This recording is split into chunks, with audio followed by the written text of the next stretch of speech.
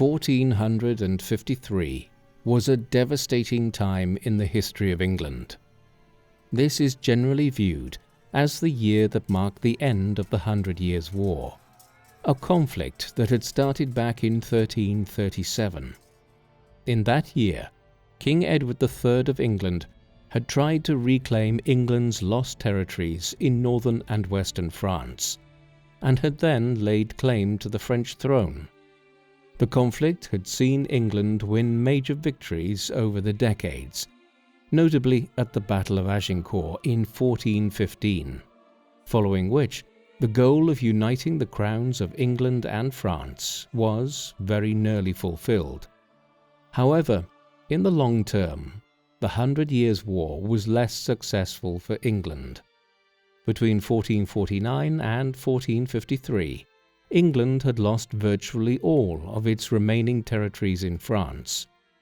Rouen, the capital of English Normandy, fell in 1449.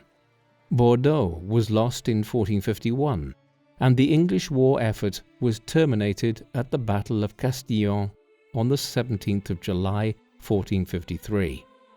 Just weeks later, King Henry VI of England experienced a psychological collapse which left him virtually comatose for a year and a half, unable to engage with others in any way. Rebellions were breaking out around the country as the news of defeat in France and the collapse of royal authority spread. It was a period of distinct crisis.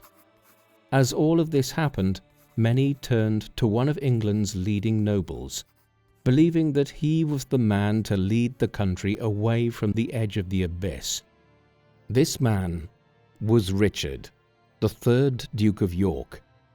Richard was a great-grandson of King Edward III of England, who had started the 100 Years' War all the way back in 1337 and who had been seen as England's greatest monarch. A proven military commander and leader, Richard was seen by many as England's potential saviour. Soon, the kingdom would be at war as Richard and his Yorkist faction attempted to claim control over the government from King Henry VI and the House of Lancaster, of which Henry was the head. The conflict which ensued, called the Wars of the Roses, would eventually see Richard's son become King of England, though it would be an all-too-brief rule for him and his successors. This is the story of the House of York.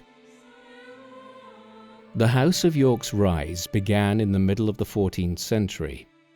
However, in order to fully understand the dynasty, we need to look a little further back to the development of royal and state politics in England in the High Middle Ages.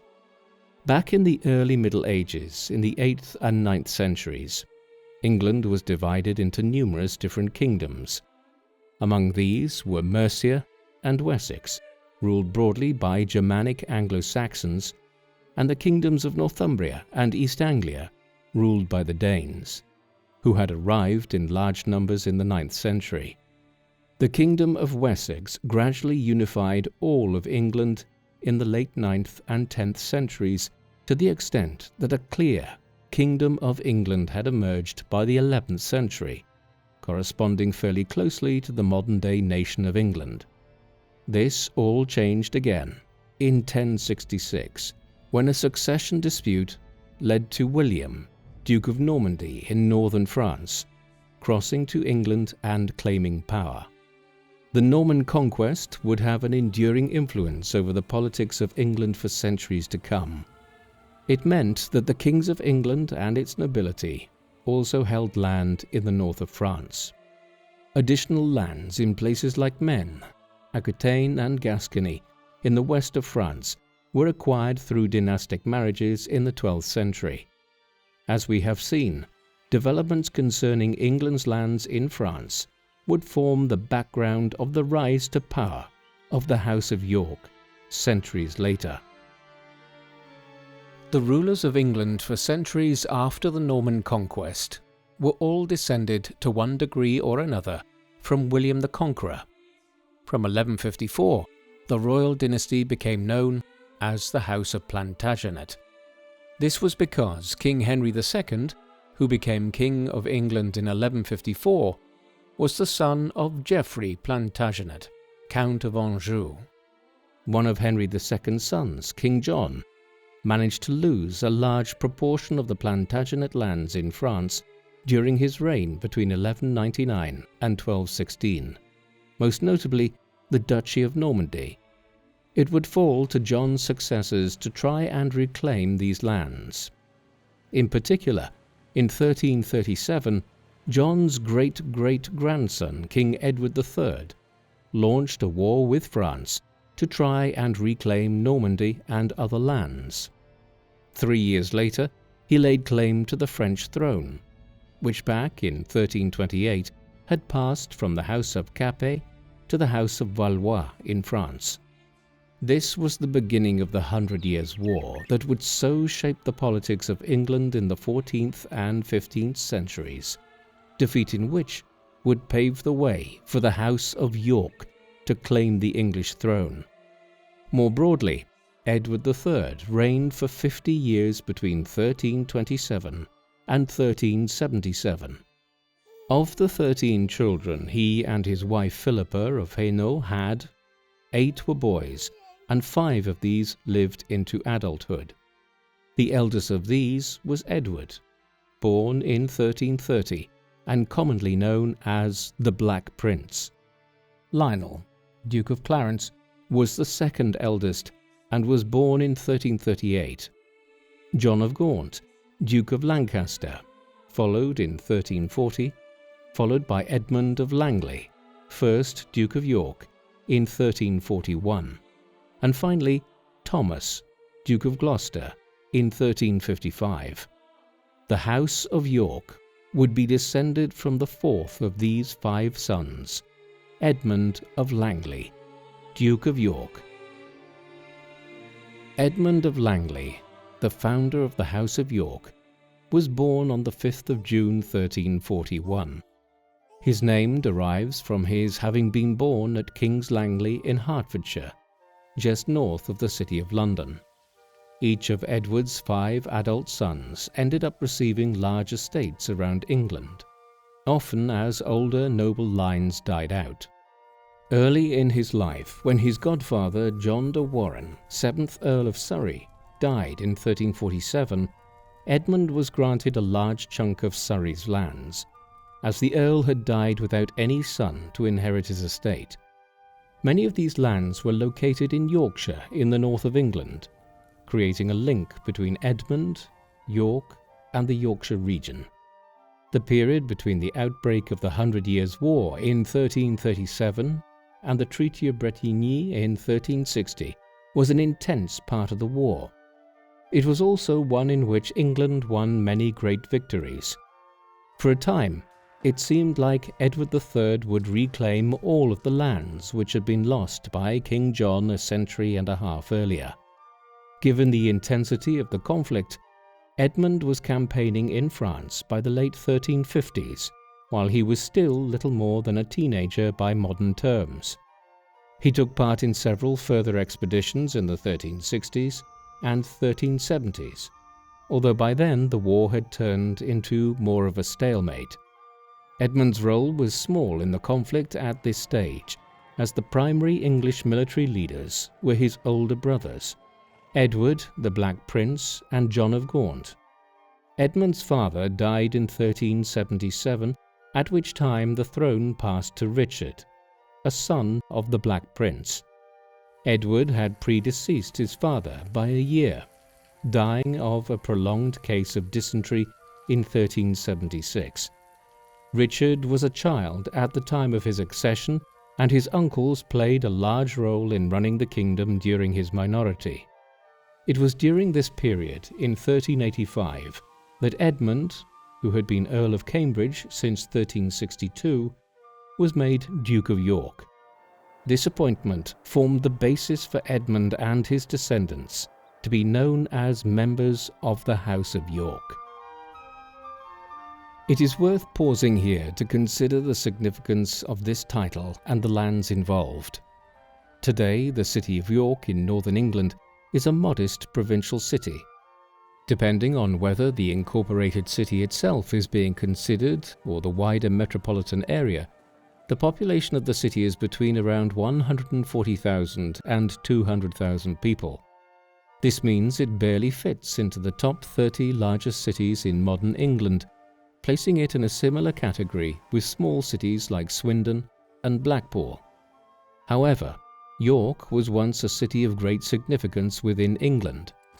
It was the northern capital of the Roman presence in Britain, when it was known as Eboracum, and lay just south of Hadrian's Wall.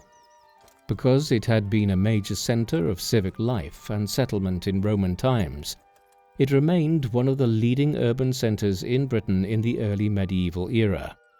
Moreover, as the early Roman Catholic Church tended to be arranged along the administrative lines used by the Roman Empire, York was created as an archdiocese and was one of the main centres of Christian worship in England from very early on in the history of Christianity in Britain. A cathedral in one form or another has existed in York since the 7th century. There was even a dispute running for centuries over whether the Archdiocese of Canterbury or York had primacy within the church administration in England. When Edmund of Langley was created as Duke of York, the city was the second largest in England, eclipsed only by London. Thus, in being made Duke of York, Edmund was being given a great title over a city that was effectively the capital of the North. Edmund continued to play a role in the affairs of the realm even as his nephew, King Richard II, reached his majority and began ruling in his own right. Richard had started to rule when he reached his 14th year in 1381, and gradually assumed the full responsibilities of the kingship during the 1380s. However, Richard was not a popular ruler. He alienated large parts of the aristocracy and faced a major crisis between 1386 and 1388. The opposition to Richard at this time was led by the Lords Appellant, a cohort of senior nobles which included Henry Bolingbroke, the son and heir of John of Gaunt, and another of Edmund's nephews. After being brought to heel by his own nobles and made to remove several highly unpopular government ministers, Richard ruled in a more demure manner for several years, although during the 1390s he once again came into conflict with large parts of the political community and aristocracy. Edmund steered a more moderate course and maintained a decent relationship with his nephew. Hence, when Richard undertook his first expedition to Ireland to try to increase English control over the island in 1394, Edmund was placed in charge of the government in England during the king's absence. Edmund ultimately lived down to August 1402. This means that he lived to see a second major bout of opposition to Richard's rule at the end of the 1390s. This led to Henry Bolingbroke, whose father John of Gaunt had died just months earlier, returning from exile on the continent and claiming the throne in 1399. Richard was deposed and was seemingly starved to death in captivity early in 1400. The accession of Henry as King Henry IV brought the House of Lancaster to power, so named because John of Gaunt, Henry's father, had been the Duke of Lancaster. Edmund was succeeded as Duke of York when he died in 1402 by his son Edward, the eldest of 3 children that Edmund had with his first wife, Isabella of Castile. Edward is understood to have been born in 1373. He is sometimes styled Edward of Norwich, even though there is no concrete evidence to suggest he was born there. Instead, he was probably born at Langley just like his father. He was too young to play much of a role in the initial opposition to his royal cousin Richard II in the late 1380s. By the 1390s, however, Edward was directly involved in political developments and played a more significant role in court affairs as his father tried to act as a mediator between opposing factions. A sign of his good relationship with Richard is seen in Edward's appointment as the Earl of Rutland in 1390, and, 2 years later, his appointment to the Royal Council. Edward accompanied Richard to Ireland on campaign in 1394, and again for a second time in 1399.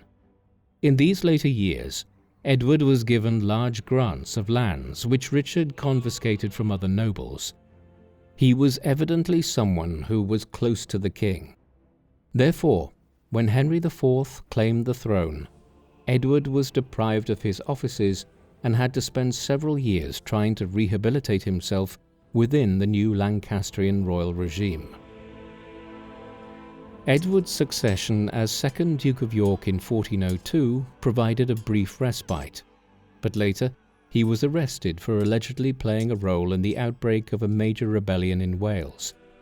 Ultimately, Edward's position improved as Henry IV's health declined from the mid-1400s onwards, and his son and heir, the future King Henry V, began to assume greater control over royal affairs. In 1415, 2 years after Henry IV's premature death, possibly from leprosy, Henry V launched a new phase of the 100 Years' War by invading northern France. Edward was present when the second Lancastrian king won a great victory over the French at the Battle of Agincourt on the 25th of October 1415. Unfortunately, though, Edward was the most high-profile casualty on the English side. He suffered a dramatic death when he was seemingly struck in the head during the course of the battle. Though Edward had technically been married twice, his first marriage was annulled, and the second did not result in any children. Therefore, the title of Duke of York and the extensive Yorkist estates in the north of England and elsewhere passed to his nephew, Richard of York. Richard was the son of Richard of Conisbrough, the third Earl of Cambridge and the youngest son of the first Duke of York. The Earl of Cambridge had been implicated in the Southampton plot, a conspiracy against King Henry V, and had been executed for his role in it back in early August 1415, less than 3 months before the second Duke of York died. Therefore, when the second Duke died, the title passed to Richard of York when he was just turning 4 years old. It was a peculiar situation. A 4-year-old whose father had just been executed for treason was suddenly elevated to become one of the most senior nobles of the realm. Richard would be the most consequential figure in the brief rise to power of the House of York. Because he was a child and would remain so for many years to come, Richard became a royal ward in 1415, meaning that his estates were managed by the crown and his education and upbringing was monitored by the king. He was handed over to the household of the prominent Lancastrian Robert Waterton. Later, he was made a ward of the Neville family, the Earls of Westmoreland, one of the great aristocratic lineages located on the border region with Scotland. Richard of York was not the only descendant of Edward III to experience a strange childhood. On the 31st of August 1422, King Henry V had died fairly suddenly in France while on campaign there, possibly from dysentery or smallpox. It was unfortunate timing. The major victory won by Henry over the French at Agincourt had turned the war hugely in England's favour. In 1420, Henry had successfully coerced the French into agreeing to the Treaty of Troyes, whereby Henry, as King of England, would succeed King Charles VI of France when he died. Henry's death was therefore problematic, in that he was succeeded by his infant son, King Henry VI, who was not even a year old at the time. As a young child, Henry VI would have had huge limitations in understanding the complex political problems faced by his kingdom in the late Middle Ages. Nevertheless, he would consequently spend his childhood attending Regency government council meetings where war and peace, revolts and taxation were discussed regardless. By the time Henry came of age, ruling in his own right from 1437, Richard, Duke of York, was now in his mid-20s and had started to play a leading role in the war against the French. The French had, by the 1420s, understandably reneged on the terms of the Treaty of Troy and had now regained the momentum in the war against the English. Into the 1440s, Richard, Duke of York, established himself as the direct opposite of his royal cousin Henry. The third Lancastrian monarch was an adult by then, but he was not an effective ruler and was dominated by his Beaufort cousins. These were the descendants of John of Gaunt via his affair with a woman named Catherine Swynford, though the children had been retroactively legitimized and John eventually married Swynford in his later years. Equally, the king seemed to take his cues from his wife, the French princess Margaret of Anjou, who married Henry in 1445, just after her 15th birthday, and who grew into a formidable queen, her tenacity contrasting sharply with her husband's weakness. As all of this occurred, Richard, 3rd Duke of York, became a point of concern at the Lancastrian court. As a royal cousin, close to the throne, the popular duke was perceived as a threat, especially by the Beauforts, who believed that their position could be undermined if York was promoted further. In particular, there was a growing rivalry between York and Edmund Beaufort, 2nd Duke of Somerset. The Beauforts were rich in titles by the middle of the 15th century, but poor in estates and wealth. Their peculiar backstory, as children born out of wedlock and then retroactively legitimized when Gaunt finally married their mother, meant that their Lancastrian estates were primarily in the possession of the crown. The Beauforts therefore sought to dominate the weak-willed Henry VI as the best means of acquiring greater power and influence. Richard of York was an impediment to this, and so from the mid-1440s, Somerset was actively conspiring to have York removed from positions of authority in France. Instead, Richard was appointed as Lord Lieutenant of Ireland.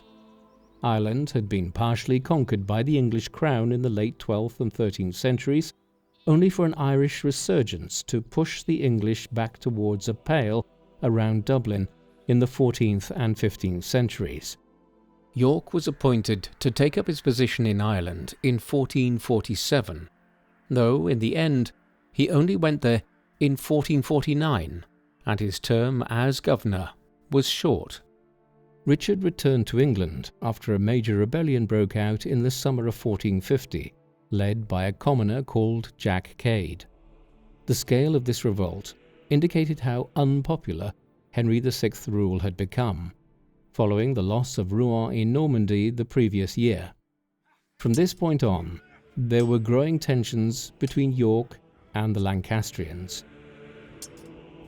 The escalating rivalry between the Yorkists and the Lancastrians came to a head, as we have seen in 1453. In that year, the English war effort fully collapsed in France, and was followed weeks later by King Henry's psychological breakdown. Henry would not recover on any level for nearly a year and a half. It was Christmas 1454 before he started to vaguely interact again with others around him. In the interim, the Queen had given birth to a son and heir. This was Edward of Westminster, born in October 1453. Margaret, Edward's mother, was determined to prop up the House of Lancaster for as many years as needed to ensure her son rose to the throne in the future, no matter how disastrous her husband's rule was proving to be. However, a substantial number of senior nobles, local office holders, and prominent ecclesiastics viewed the situation very differently. They believed that York was now the man to save England from its recent woes. In March 1454, in the face of opposition from both the Queen and the Beauforts, Richard was therefore appointed as Lord Protector of the realm so long as the king was incapacitated. York was able to use his position to promote several of his closest allies to senior positions. For instance, he made his brother-in-law Richard Neville, 5th Earl of Salisbury, Lord Chancellor of England, in the process winning over the Neville family's loyalty in the north of England. The Lancastrians were scheming too. Matters came to a head when Henry began to partially recover at the end of 1454.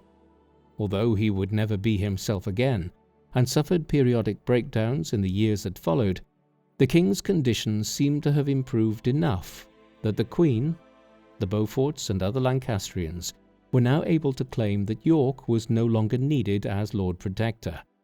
By then, though, the battle lines had already been drawn. As the Lancastrians moved to reduce York's influence, war broke out. Historians are divided as to when this conflict, named the Wars of the Roses, actually began. Some argue that it started back in the reign of Richard II, who was overthrown by Henry IV and the House of Lancaster. What's much clearer is that the really intense period of the wars began in 1455. It was then that the Yorkists and the Lancastrians went to war over the issue of the unsatisfactory kingship of Henry VI. The initial stage of the war was actually resolved fairly quickly in a single decisive battle. On the 22nd of May 1455, two Yorkist and Lancastrian armies, numbering no more than a few thousand men on each side, clashed in and around the town of St Albans, north of London. Here, Richard and the supporters of the House of York won a crushing victory. They not only defeated the Lancastrian force and captured the semi-cognizant king, they also surrounded the leading Lancastrian nobles in the Castle Inn in the town and killed York's nemesis, Edmund Beaufort, 2nd Duke of Somerset, as he tried to fight his way out. With the head of the Beaufort faction dead and the king his prisoner, York marched south to London and took over the government again. Richard was reappointed as the Lord Protector of the realm by Parliament when it convened late in 1455, and was the de facto ruler of England in the years that followed, even as Henry VI nominally remained the king. But there were graver issues at work.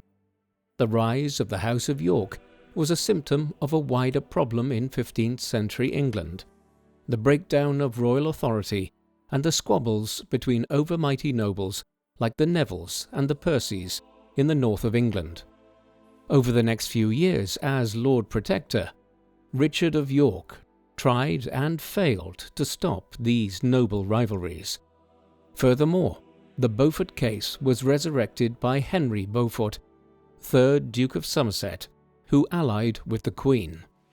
As a result, in 1459, civil war erupted once more.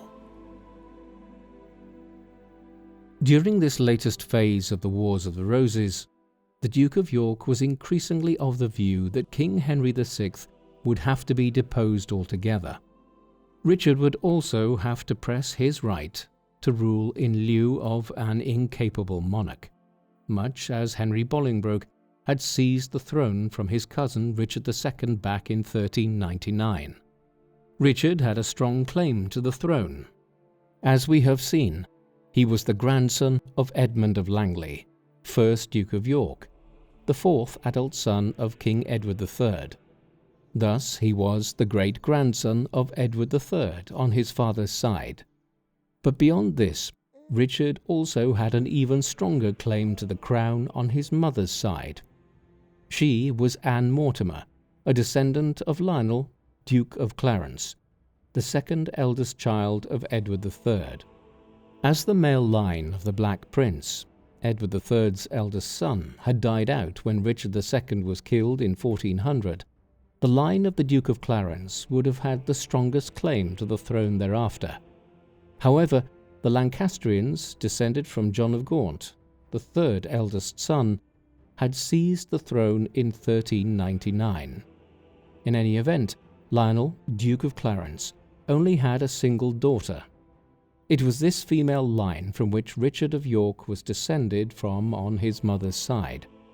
Hence, in the autumn of 1460, Richard began to press his claim to the throne, worn out from years of conflict over who should manage the realm, given Henry VI's inability to do so himself. This argument rested on the fact that his line of descent, from both the second and fourth sons of Edward III, made his claim to the throne stronger and more legitimate than that of Henry VI. Many agreed with him, but unfortunately York would never be able to claim that which he was now arguing was his birthright. Just 3 months later, on the 30th of December 1460, he was killed fighting at the Battle of Wakefield in northern England. Richard's death, however, was not the travesty for the House of York which many viewed it as being at the time.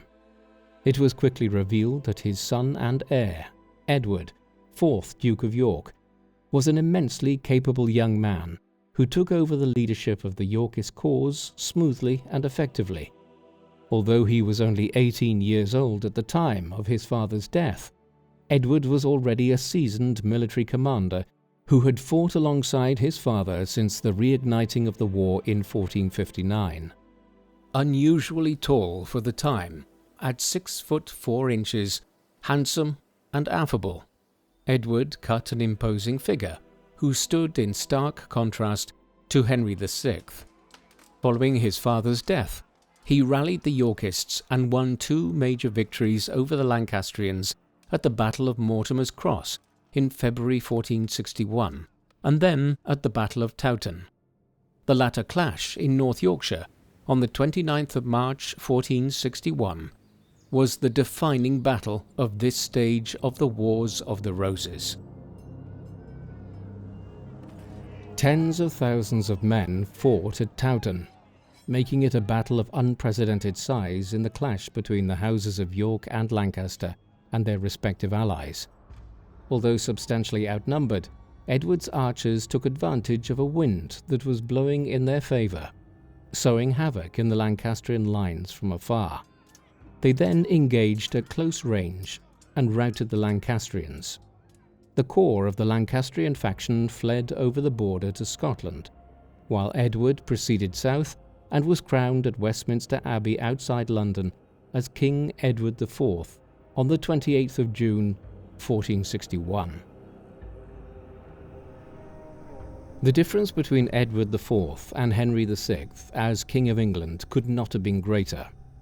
The new king was energetic and a man of purpose, and yet he faced many of the same problems that his father had to contend with when he had served as Lord Protector of the realm between 1455 and 1459. There were too many fractious lords and overmighty aristocrats. In particular, his cousin Richard Neville, 16th Earl of Warwick, an immensely wealthy and powerful aristocrat, was a problem. Neville's influence in the Wars of the Roses was so great that he is remembered as Warwick the Kingmaker. Such was his ability to swing the conflict to one side or the other. Additionally, Edward's own brother, George, Duke of Clarence, was clambering for greater power in the new administration. Finally, the Lancastrians were still at large. Their cause had been dealt a serious blow via defeat at the Battle of Hexham on the 15th of May 1464, and with Henry VI's capture and imprisonment in the Tower of London not long afterwards. Nevertheless, Margaret of Anjou, the former queen, remained an active presence in English politics, with her and Henry's son, Edward of Westminster. In 1470, she cobbled together an alliance of continental allies and English allies like Warwick, who turned on King Edward and allied with the Lancastrians. Edward was briefly overthrown, and the befuddled Henry was taken from the Tower of London and restored to the throne. The re-adeption of Henry VI, as it is known, was short-lived though. Edward travelled to the Low Countries, gathered his own allies and mercenaries, and returned to England. There he defeated the Lancastrians once and for all at the Battle of Barnet on Easter Sunday 1471. Warwick was killed that day. 3 weeks later, Edward of Westminster, Henry VI's young son and heir, was killed at the Battle of Tewkesbury. Once his more competent son was dead, there was little reason to keep Henry alive. On the night of the 21st of May 1471, Henry was murdered in the Tower of London. Edward reassumed the throne, all of his enemies seemingly vanquished. The second reign of Edward IV, from 1471 to 1483, was the high point of the House of York. The direct line of the House of Lancaster, descended from John of Gaunt, was at an end with the killing of both Henry VI and his son. The Beauforts had also seemingly been vanquished, and Warwick the Kingmaker and others had lost their lives in the most recent bout of fighting. The over-mighty conduct of the nobles had been tamed. Edward was consequently able to begin his rule like a normal monarch to a certain extent. There were minor revolts, notably by John de Vere, the Earl of Oxford, an unreformed Lancastrian, but for the most part Edward had control over the kingdom. This was most evident in his foreign policy.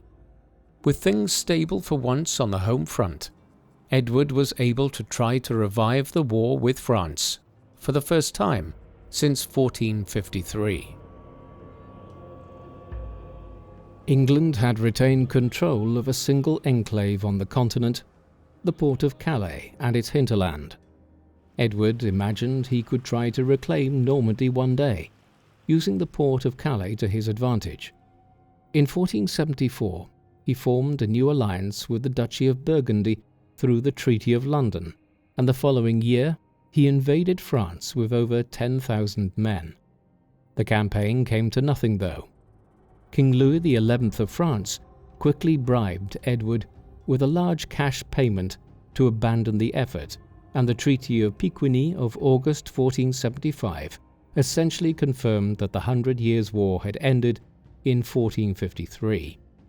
Edward then turned to try to revive and expand the English lordship in Ireland, and also began meddling in Scotland's affairs to increase English influence north of the border. Essentially, it was back to business as usual. The civil wars appeared to be over. The premature death of numerous English monarchs has had a significant bearing on England's history. Had Mary Tudor not died at 42 years of age after a short 5-year reign in 1558, perhaps she would have managed to fully restore Roman Catholicism in her country. Similarly, the Wars of the Roses might have been over in 1471, and the House of York might have ruled for centuries to come had it not been for Edward IV dying on the 9th of April 1483, a few weeks shy of his 41st birthday. Edward's premature death, from causes which remain unclear, was not a disaster for the House of York. He and his wife, Elizabeth Woodville, had 10 children between 1466 and 1480, 7 of whom had survived infancy and were still alive when he died in 1483. Of these, 2 were boys, Edward, born in 1470, and Richard, born in 1473. The older now became King Edward V. Ideally, his father would have lived longer to ensure that his heir was a full adult when he succeeded to the throne, preferably having married and produced his own male heirs. But Edward V was 12 and a half on becoming king, and would be able to start ruling in his own right within a few years. The House of York's hold on the throne looked like it would survive Edward IV's premature death. Then, the unthinkable happened. The deceased king's brother, Richard, Duke of Gloucester, had been appointed as Lord Protector of the realm during his nephew's minority. In the months that followed, he usurped the throne and had both of Edward's sons, King Edward V and Richard, Duke of York, otherwise known as Richard of Shrewsbury, placed in the Tower of London. On the 26th of June 1483, he was proclaimed as King Richard III and was crowned a week and a half later. As we will see, it is assumed that he had his two young nephews killed in the Tower not long afterwards. Richard's appalling actions resurrected the Wars of the Roses. Indeed, there had been a threat to the House of York developing for some time in France, long before Edward IV had died and Richard had moved to usurp the throne. This came from Henry Tudor, a scion of a Welsh noble family. Henry's father was Edmund Tudor, Earl of Richmond, while his mother was Margaret Beaufort. As her surname suggests, she was descended from John of Gaunt through his extended affair and belated marriage to Catherine Swynford. Therefore, despite his Welsh background, Henry had a tenuous claim to the throne through the Lancastrian line. He was a great-great-grandson of John of Gaunt and a great-great-great-grandson of King Edward III. Henry's claim to the throne was weak. The Beauforts had been legitimized back at the end of the 14th century, but that had come with a clause that they could not inherit the throne. The Lancastrian claim held good only for those descendants of John of Gaunt who had been born in wedlock. The Beauforts did not qualify. Nevertheless, the fear that Henry Tudor might one day press a claim to the throne was sufficient enough to concern the ruling family. When Edward IV won the brief civil war at the start of the 1470s and reasserted himself as king, Henry Tudor, who was 14 years old at the time, had been bundled off to France and had lived in exile in Brittany. Now, in 1483, with Richard having usurped the throne from his nephew and with elements of the French, Breton and Scottish courts all willing to support his claim, Henry Tudor, backed by his formidable mother Margaret Beaufort, made a bid for the throne. It was the final stage of the Wars of the Roses and would bring about the end of the House of York. As with several other phases of the Wars of the Roses in 1455 and the reademption of Henry VI in late 1470 and early 1471, the struggle between Richard III and Henry Tudor was a brief one. Henry and several thousand supporters sailed from the port of Harfleur on the 1st of August 1485. They landed in Wales, where it was expected that the local population would flock to support the Tudor cause. This was a complicated thing to do, however, as the Tudors were also trying to downplay their Welsh heritage to cement their claim to the throne based on their Englishness. Richard had been preparing for weeks for the invasion and marched northwest from London to meet the threat to his rule. Meanwhile, Henry and his followers headed north through Wales and then turned east to capture Shrewsbury, the key border town between Wales and the English West Midlands. Then they continued on. The war came to a head in one key battle outside the town of Market Bosworth in Leicestershire on the 22nd of August 1485. The Battle of Bosworth Field involved roughly 20,000 men in all. However, accounts of it from the 15th and 16th centuries suggest that the outcome of the battle was basically determined by the fact that Richard III attempted a charge directly at Henry Tudor and was killed in the ensuing melee. The Yorkist forces melted away as they learned that their leader was dead. In the aftermath of the battle, Henry Tudor was proclaimed as King Henry VII of England. The House of York was at an end, after less than a quarter of a century on the throne. Victory at Bosworth Field ushered in a new royal house to rule England.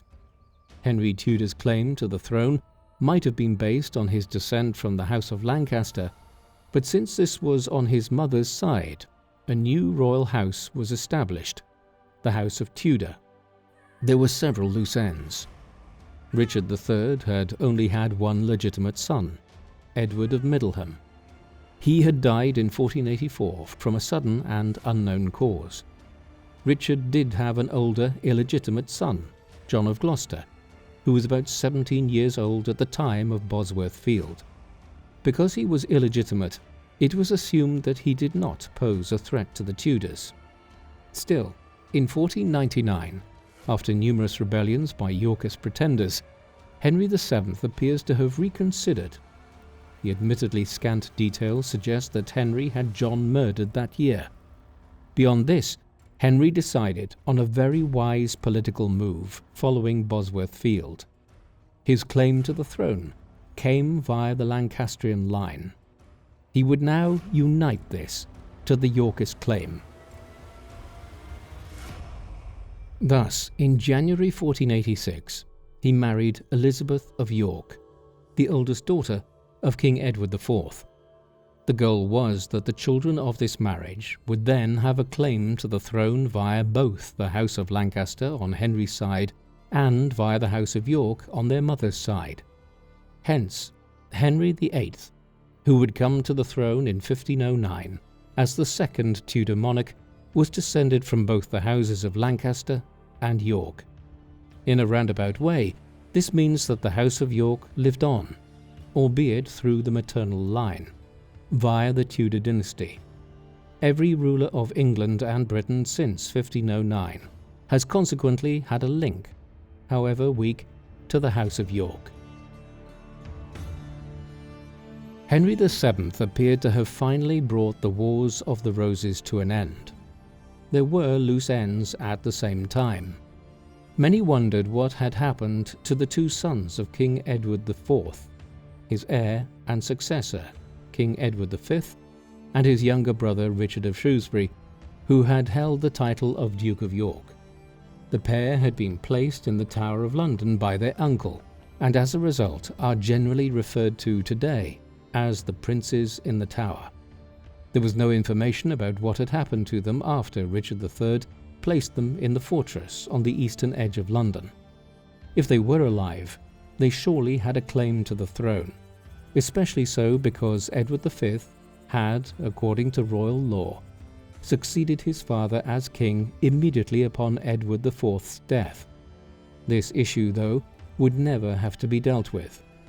There is no definitive evidence to prove it, and no record has ever been found to indicate what Richard did to his nephews.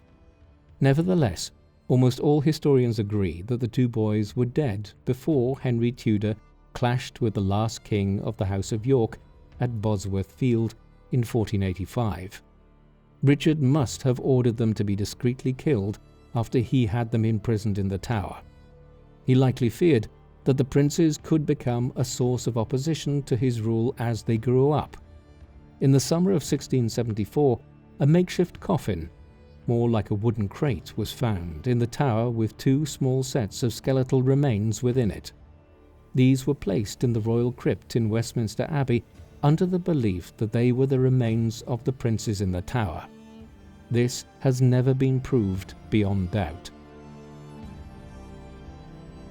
The uncertainty about what had happened to the princes in the Tower had ramifications for the reign of Henry VII.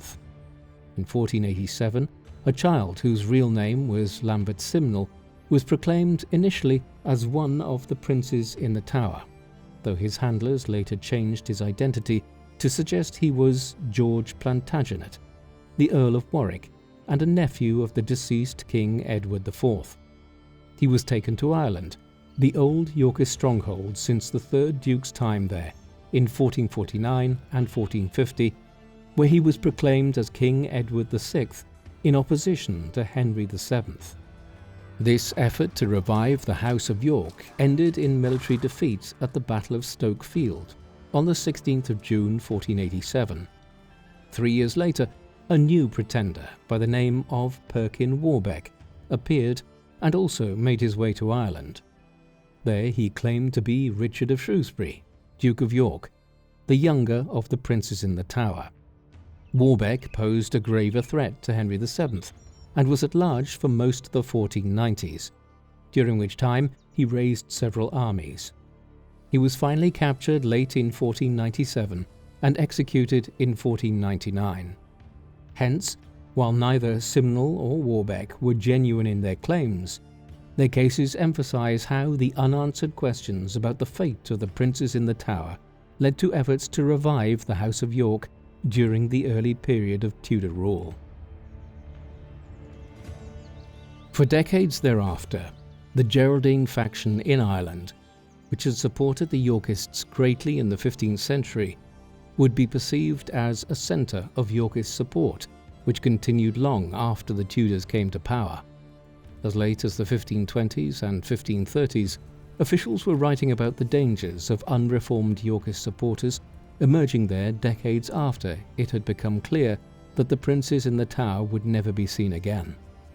There was another branch of the House of York that posed a threat to the Tudors well into the 16th century. This came from the de la Pole family.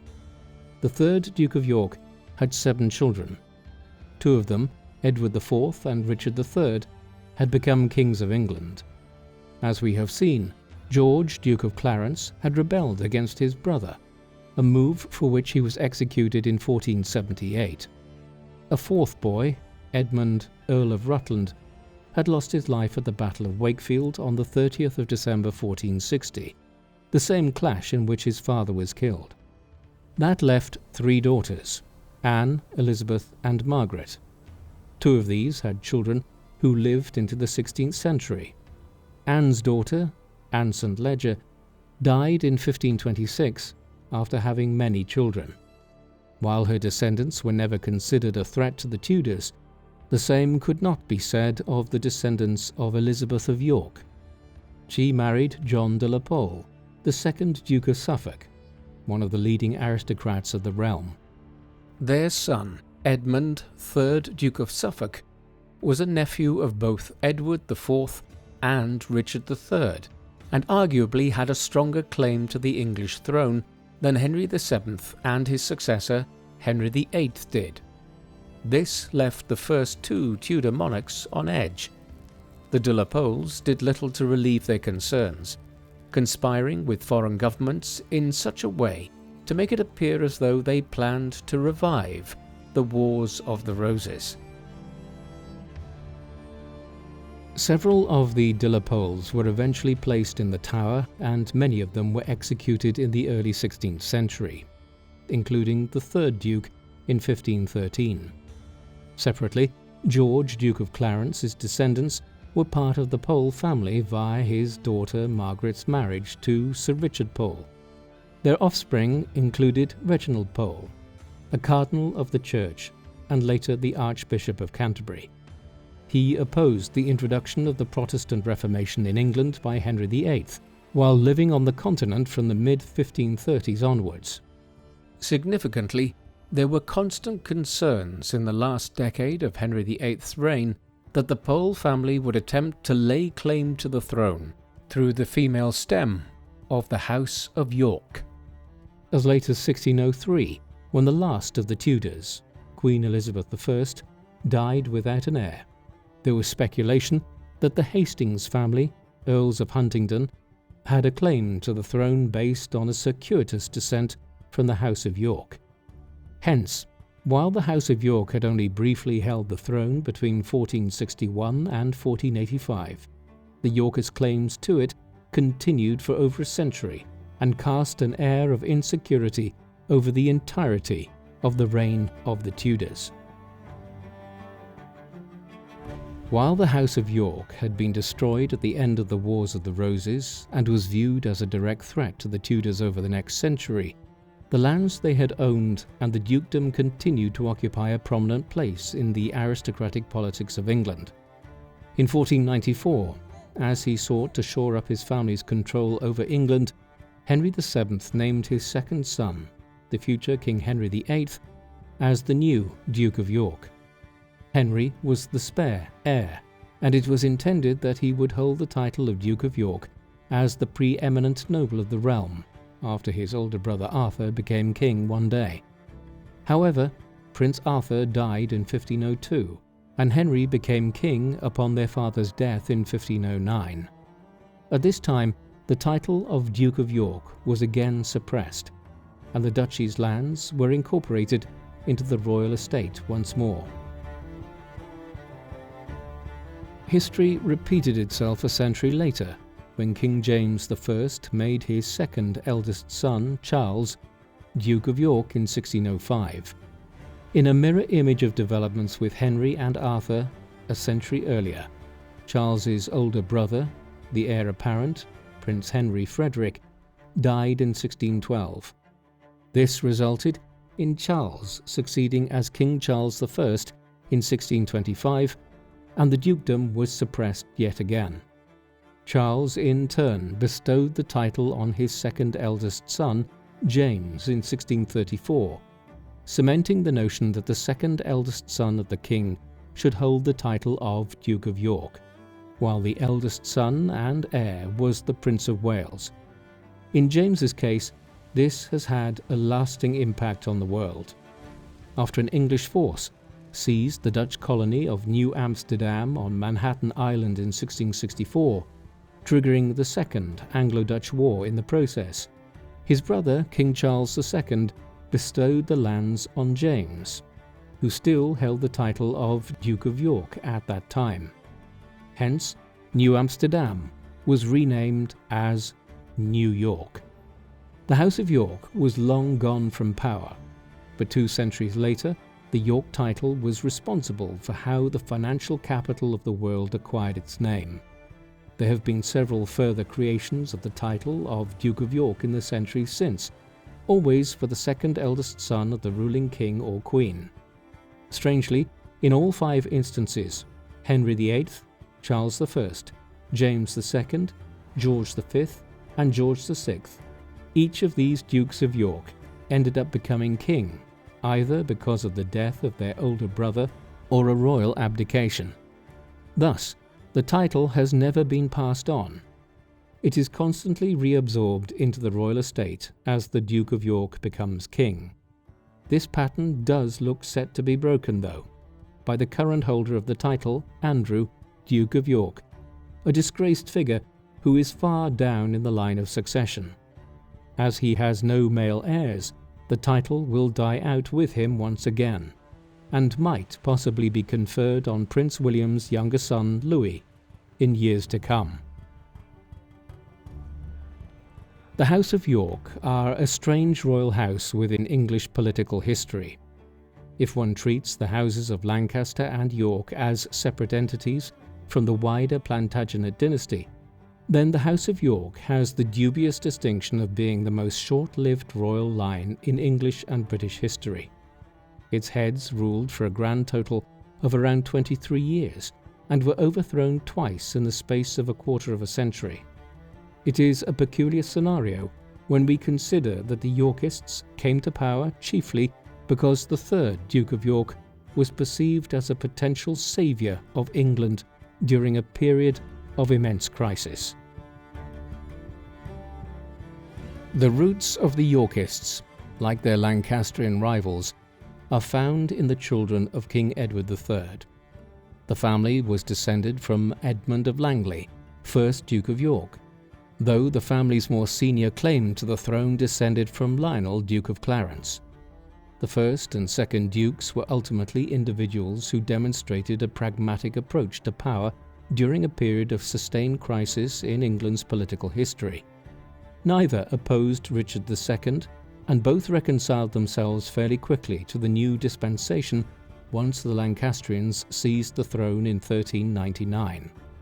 What shifted matters were the events of the middle of the 15th century, when the third Duke of York emerged as a figure who was clearly more competent than his royal cousin, King Henry VI. First, he became Lord Protector of the realm. Then he moved to claim the crown himself. Though his premature death ensured that he never became king, within 3 months of his death, his young son and heir had taken up his cause and had deposed Henry VI to become the first ruler of the House of York in 1461. Edward IV was a competent king, but so disordered was England's politics by that time that he was briefly removed from power in 1470, only to claim the throne back a half a year later. Ultimately, what brought the House of York down was Edward's premature passing and the heinous decision of his brother Richard to have his nephews murdered, usurping the throne himself. The fact that Henry Tudor's claim to the throne was extremely weak was compensated for by the fact that he was avenging a terrible crime on Richard's part. With that, the House of York formally came to an end in 1485, even though Yorkist claims to the throne persisted for far longer than did those on behalf of the House of Lancaster. What do you think of the House of York? Were the third Duke of York and his son justified in trying to claim the throne of England from their Lancastrian cousin, given Henry VI's apparent inability to rule? Or should they have followed the chain of succession and allowed Edward of Westminster to succeed his father in due course? Please let us know in the comment section, and in the meantime, thank you very much for watching.